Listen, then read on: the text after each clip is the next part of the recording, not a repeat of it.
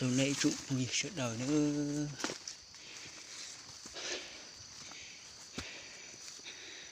Đây cực kỳ lợ dễ to là dễ to. Bây tôi muốn nói gì chỉ mua đá chi đấy gì.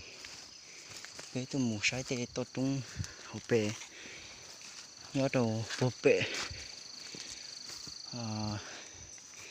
có chờ xíu lần đài nữa. Bây tôi tàu giờ ô sẽ mùng lợi lợi tôi chờ này có để cực kia này trụng cực kỳ như sợ đời.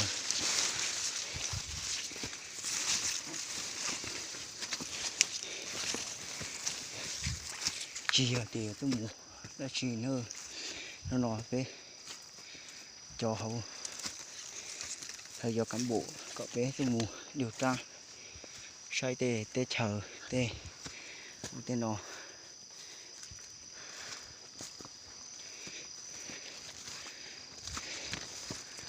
còn nó thì nhìn đi tê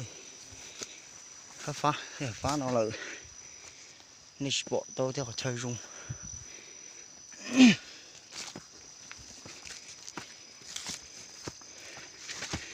sao kia